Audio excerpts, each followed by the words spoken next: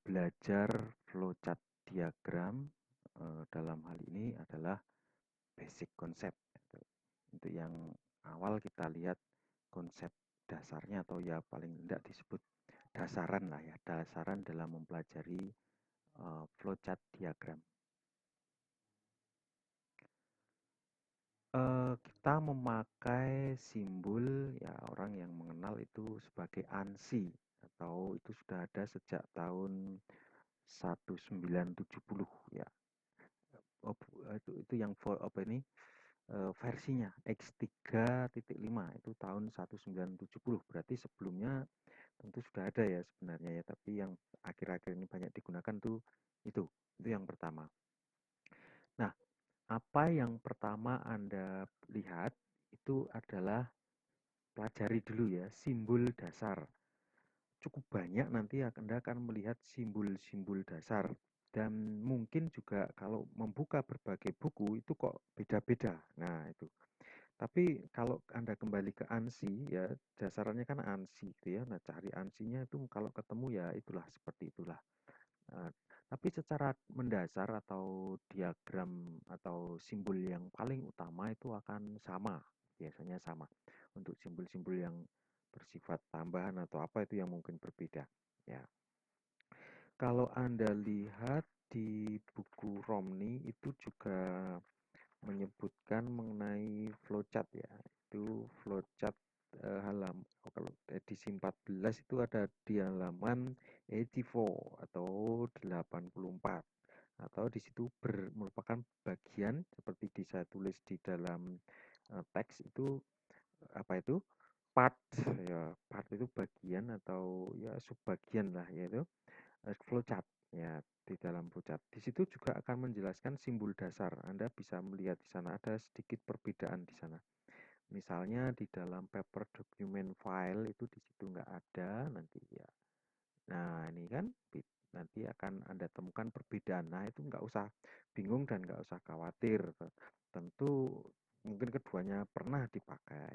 Ya, di Romney itu ya ada keuntungannya. Misalnya ini seperti ini tanda N itu berarti urut nomor ya, urut numerically itu. Tadi diperhatikan ya di Romney itu ada A, N atau D ya. Oke, itu untuk arsip lah gampangnya, arsip manual. Tetapi mungkin di buku lain tidak temu itu simbol arsip. Bahkan kalau Anda lihat di dalam Visius saat praktek mungkin tidak nemu nih di dia simbol yang segitiga. Ya kita harus buat sendiri gitu ya. Nah, oke. Nanti visionya seperti itu ya.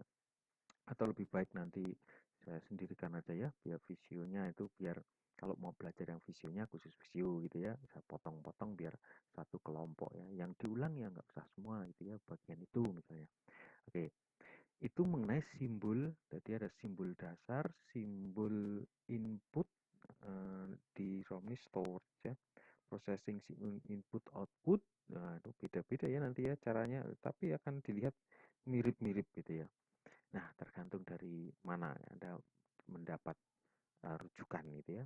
Biasanya disampaikan ini dulu atau ini dulu gitu ya. Oke, simbol dasar atau basic simbol, ada simbol input output gitu, ada simbol proses, ada simbol tambahan. Nah, di dalam flowchart saat ini kalau di FD kan sedikit simbolnya dan diagram lain mungkin juga tidak terlalu banyak seperti ini, tapi untuk yang flowchart diagram itu banyak ya simbolnya akan sangat banyak. Tapi tidak usah khawatir karena yang banyak dipakai itu ya paling nggak sampai 5 atau 6 gitu ya.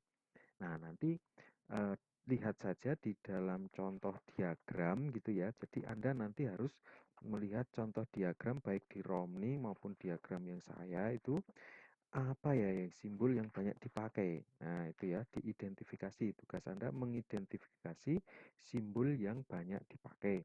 Kalau ada perbedaan simbol boleh ditanyakan nanti di forum ya. Forum dibuka untuk tanya jawab dan diskusi, yang bisa jawab silahkan jawab.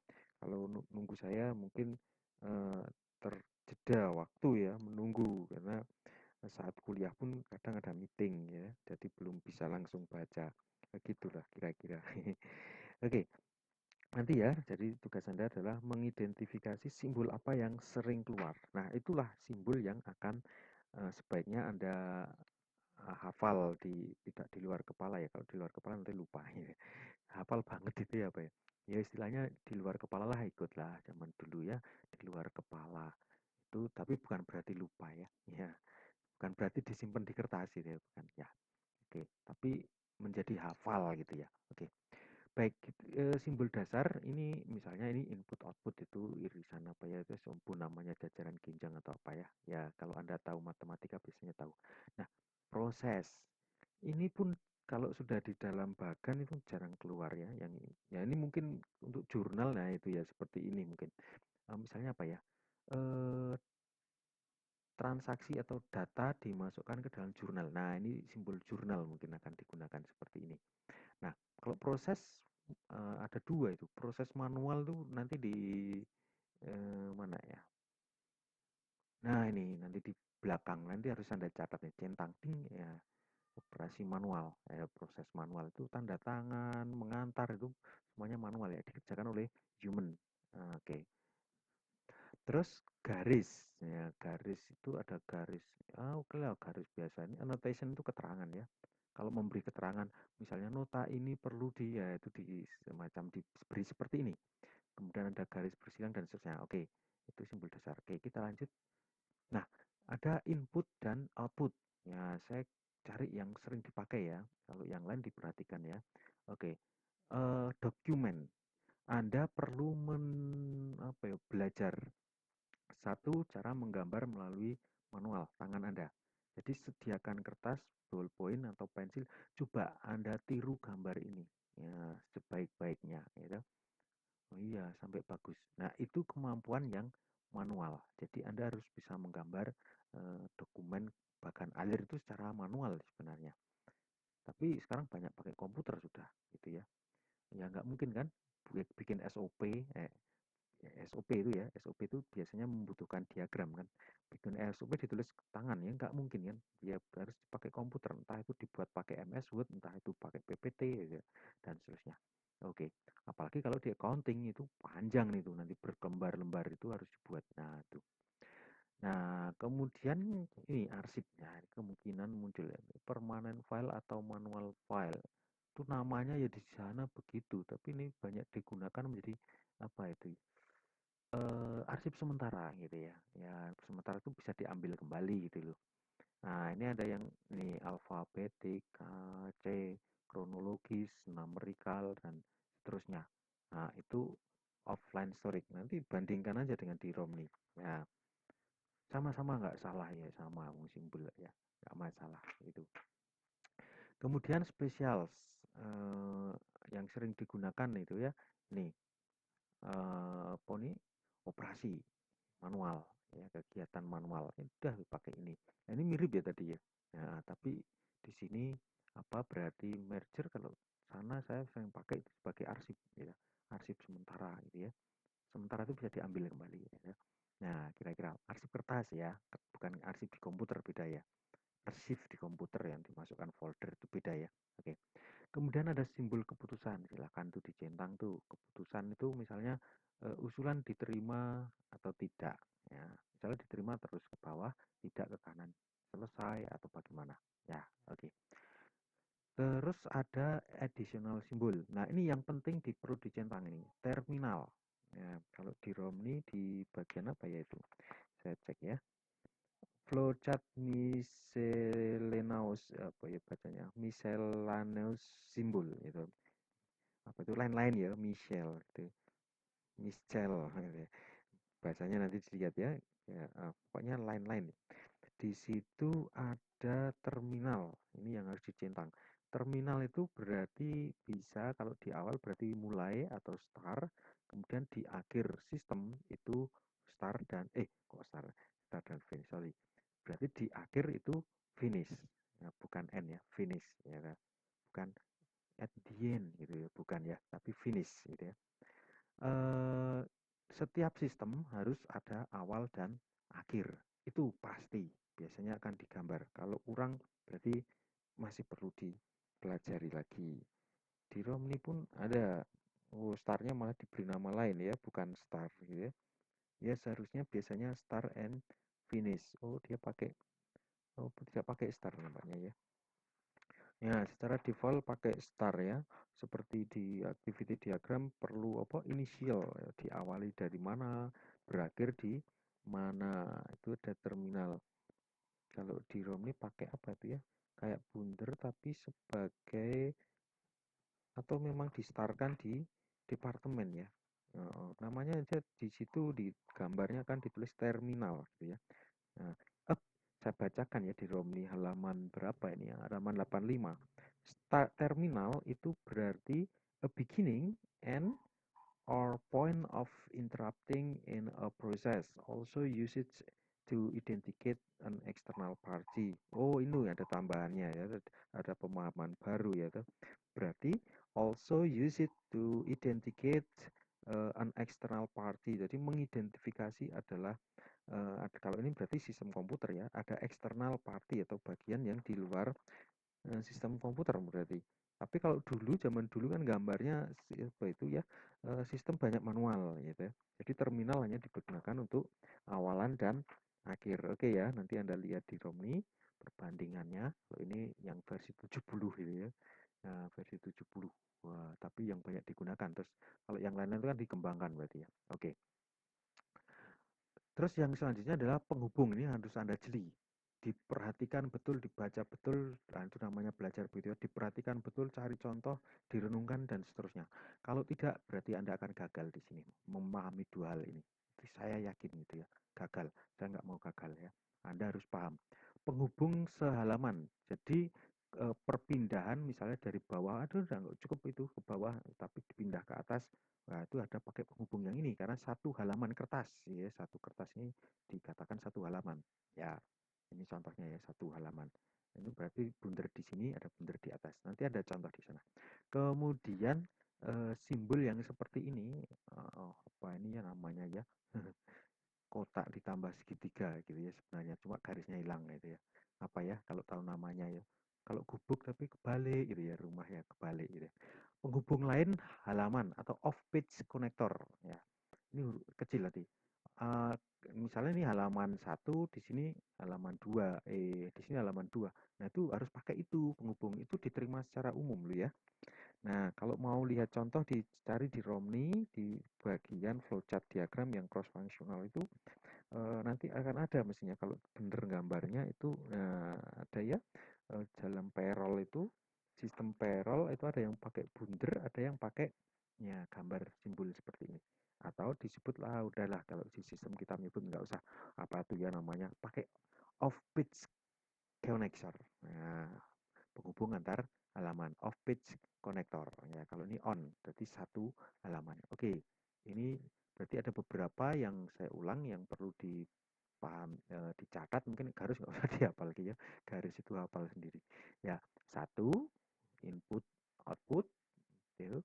Kemudian dokumen, nah ini mungkin arsip sering keluar, nah itu. Kemudian operasi manual, keputusan. Kemudian, nah ini sama semua. Terminal, konektor, dua konektor itu di eling-eling. Ya, kalau yang lain silahkan diperhatikan saja, mungkin terpakai ya. Baik, kita lanjut mengenai sekarang pembuatan garis. Itu konsep dasar ya. Garis itu ada aliran normal. Kalau Anda menggambar itu biasanya ini kiri ya. Kiri Anda, tangan kiri Anda, jadi menghadap ke layar itu berarti tangan kiri Anda ke B, artinya kiri ke kanan. Ini boleh tanpa pakai panah, tapi aliran normal itu. Aliran normal itu ini ya, kiri ke kanan, atas ke bawah, atas ke bawah. Itu semua normal. Ya, kok ini enggak pakai panah? Boleh enggak? Boleh. Pakai panah, tapi nggak pakai panah ke kanan boleh, boleh gitu ya. Ini dua-duanya benar. Ini juga benar semuanya. Jadi tidak pakai berarti orang harus baca dari atas ke bawah. Kalau pakai panah ya otomatis kelihatan ya atas ke bawah ya. Oke. Nah, ini cara yang harus yang sebelahnya itu konektor kanan ke kiri karena itu dianggap tidak normal, panah itu bersifat wajib. Jadi kalau tanpa panah salah. gitu ya. Harus ada panah.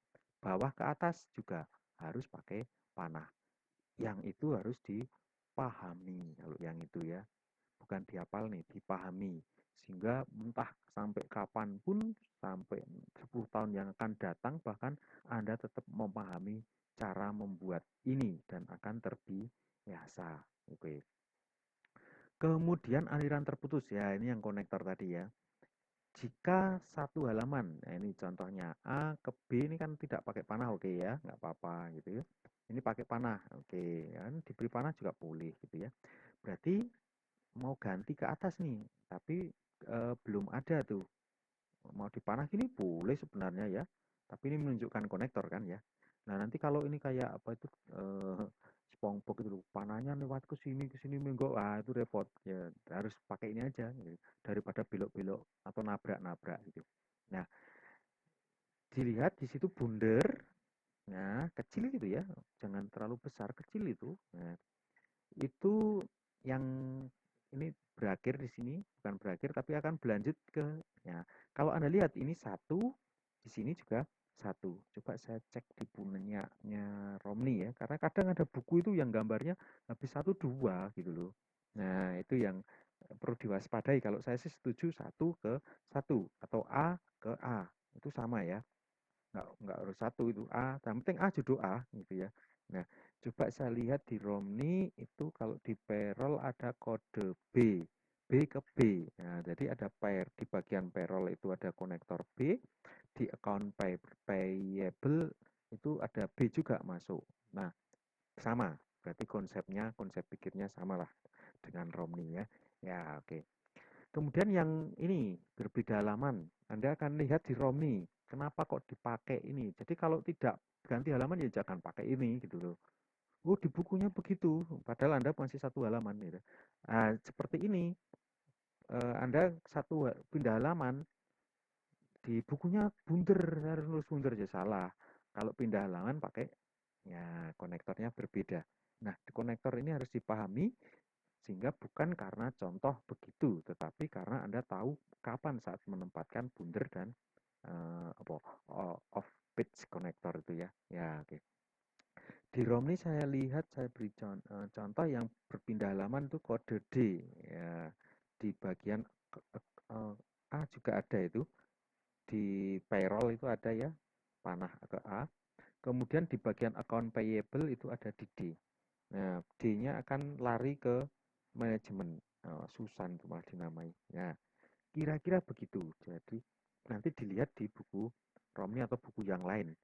Nah, tapi kalau kok ini satu halaman kok pakai yang auto konektor. Nah, itu waspadai buku itu ya. Berarti yang nulisnya belum paham. Iya, saya gitu kadang iso apa ya. Sing nulis wis doktor gitu ya. Tapi kok yo keliru-keliru gitu ya. Nek saya keliru wajar ya. Ya, iya. Masih rendah ya pangkatnya. Ya tetap kita harus sadar lah semua orang tidak sempurna. Buku itu bisa salah. Artinya mungkin apa ya tidak menyadari tapi juga bisa jadi memang belum sampai kemampuannya. Ya itulah. Ya tetap harus hati-hati, buku tidak selalu benar gitu ya. Kalau salah ya bilang salah gitu. Oke. Nah, ini ada tambahan aliran bolak-balik. Panahnya bisa begini, model yang pertama sama model yang kedua. Diberi dua panah atau satu panah tapi panahnya ada dua. Ini garisnya dua maksudnya. Oke. Kemudian aliran berpotongan nih kalau gambar manual biasanya ada pelengkung di situ. Kalau berpotongan ya melengkung ya. Kalau di sistem biasanya melengkung sendiri. Kalau sistem, tapi ada yang nggak melengkung mungkin. Ya, pokoknya kalau sistemnya melengkung berarti melengkung sendiri. Gitu. Ya, oke. Ya, ini contoh dasar ya. Anda harus, ini paling dasar ya. Nah, tadi pakai berapa simbol nih? Satu, dua, tiga. Ya, dan panah. Oh, ini satu, satu, dua, tiga ya mestinya. Ya, oke. Yang dipakai itu ya. Nah, ini mulai, selesai. Atau bisa dikatakan di ROM ini dipakai untuk simbol eksternal. Tapi nanti jadi bingung nih, mulainya kapan? Biasanya dikatakan mulainya kapan. Nah, kebetulan ini adalah contohnya pencairan uang. Saya ambil yang singkat sih, cuma mengajukan, ditandatangani, dicairkan. Nah, cuma 3 ya kegiatannya. Oke, kita lihat. Nah, seperti ini adalah kegiatan manual. Nah, saran saya Anda juga belajar menggambar itu. Jadi PR itu homework, latihan Anda, gambar ini di dalam kertas. Ya, kertas Anda gitu. Enggak ditunjukkan, enggak usah lah. Itu saya percaya Anda akan menggambar. Kan menggambar kan enggak ada salahnya ya. Demi kebaikan di masa mendatang. Iyalah, saya beri cerita apa ya. Kadang ada yang mungkin belum paham di saat saya kuliah, tapi ternyata saat dipakai di kantor atau bahkan apa ini ujian ya, ujian masuk. Ternyata mungkin bisa jadi banyak ingat dari apa yang saya katakan gitu. Wow, lulus gitu. Nah, itu ada cerita yang begitu ya alumni datang.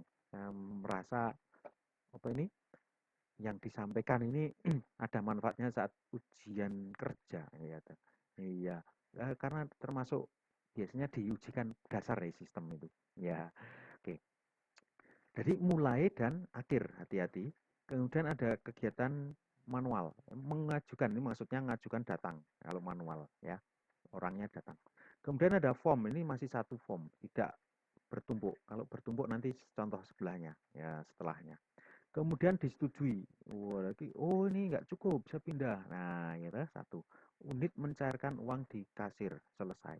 Oh, udah, enggak. Ini contoh sederhana soalnya ya. Ya, sebagai latihan dasar, nulis Anda sederhana. Sebagai latihan dasar, Anda juga boleh menggarap, kok menggarap ya apa ya? Mengerjakan di komputer. Oke, silahkan.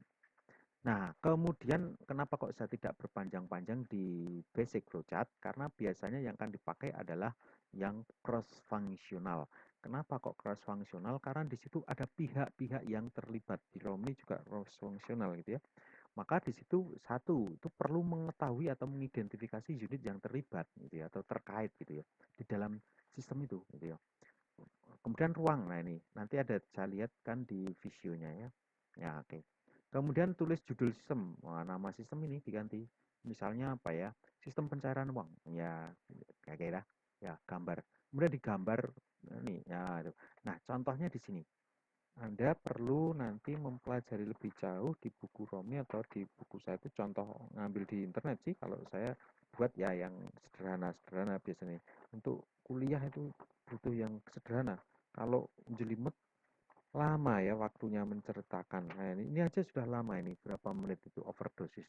Nggak ada berapa itu second ya atau 13.785 detik. Wah, saya lihat begitu. Malah kebel ya. Coba Anda lihat pencairan uang, ada unit itu maksudnya unit pengusul ya, atau di Romni mungkin senang menyebut departemen atau divisi. Karena ini berbagai ya. Kemudian ada manajer itu misalnya manajer keuangan di situ. Ada kasir. Nah, mulai dari sini. Ini saya beri contoh garis yang langsung gitu ya.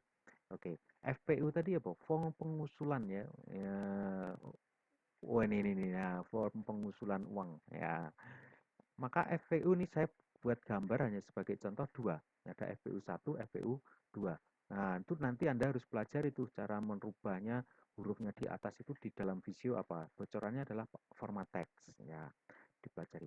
Masuk ke manajer. Jadi kertas ini di bawah lu kegiatan manualnya kok nggak ada. Boleh ditulis di sini. Kalau mau panjang apa tuh dibawa ke manajer. Wah, tapi yang dipindah itu kertasnya soalnya ya udah dari kertas ya. Boleh di atasnya. Mulai kemudian di sini unit menulis ya, mana? Nah, seperti ini. Menulis form usulan dana. Boleh ditulis di atasnya. Tapi saya hanya pakai langsung dokumen. Nggak masalah ya, nggak masalah. Cuma kalau saya lebih nah iso sing padet padet. Karena nanti kalau gambarnya banyak akan rumit tuh. Ini nanti belum siklus ya. Kalau siklus banyak sekali ya. Oke. Ini paling dasar ya. Nah, kemudian manajer menyetujui sing bawa kok lu mana sok manajer membawa ke kasir ya karena sistemnya sederhana ya udah bu ini dibawakan orang-orangnya nggak kelihatan gitu ya. Ada yang bawa ini nggak kelihatan. Staff mungkin. Ya kalau mau di staff ditambah staff ya boleh silahkan masuk staff dan seterusnya. Tapi ini cuma tiga. Nah, itulah bagaimana dinamika dalam menuliskan suatu sistem atau prosedur-prosedur yang ada di dalam perusahaan. Itu kalau lengkap ya banyak gitu ya. Oke, FPU ya ini Nah, ini arsip. Nah, saya tidak tulis arsip apa ya, berarti urut ya, kronologis ya. Nah, dimasukkan arsip. Kemudian yang FPU2, ini kan gambarnya di sini. FPU2 akan dialihkan atau kok enggak panah loh, panahnya bingung nanti. Loh, tuh kene enggak mungkin ya. Ya, wes muter tuh dhuwur ya enggak mungkin tuh atas ya. Maka saya pakai konektor page ya, on konektor ya. Nah, masuk di unit selesai. Ya, itu di arsip. Mestinya ada tanda arsip lah. Oke, silahkan ya ditambahi gambar arsip. Nah, selesainya ketika sudah dicairkan. Nah, itu kira-kira panduan belajar semoga membantu Anda untuk mempelajari apa tadi basic flowchart diagram, kemudian flowchart diagram yang cross functional. Oke, terima kasih.